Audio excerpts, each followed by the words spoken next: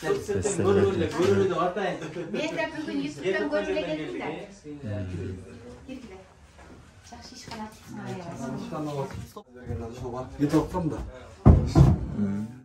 Біздің өзімізден Мырзакейдегі.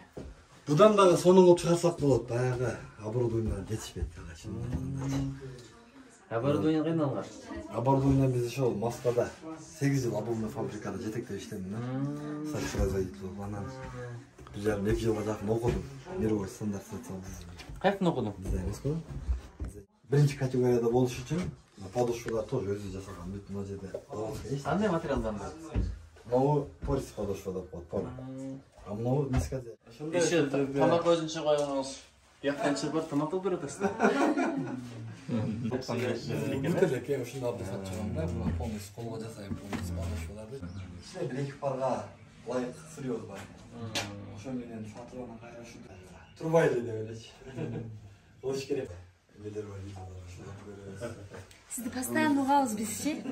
Ой. Мен ошто болгондо келип калат. Ошо мен чыкпайм да болсун, ошо эртеден кечке ушул жерде.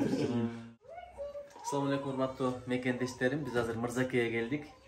Жанагы бут кийим чыгарган комбинат уюштуруптур деп чыкпады. Ошону угарыбыз менен келип көз менен көрүп атабыз. Негизичи ушундай жигиттерибиз көп болсун.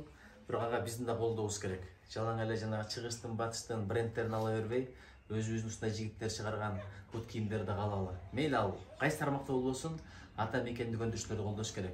Ошондо экономика гүлдөп өнүгөт, ошондо чыныгы көз карандыга жетебиз. Бардыгы мына кол менен жасап, атыптыр, үй бүлөс менен чогуу иш кылып, ишине береке.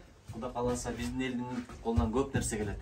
Атын бренд ойлоп табышып койгула, мисалы балким бир бренд болсун, дүйнөгө таалган кыргыз бренди. Ошо тилек кылып атабыз. Балким соцсетке кайрылайын. Жакшы ойлор болсо айткыла. Эң туура. Ошол атты андан кийин балким коюп туруп, көпчүлүк менен. Ийгилик болсун, ишиңизге береке, сизде азаматтар көп болсун.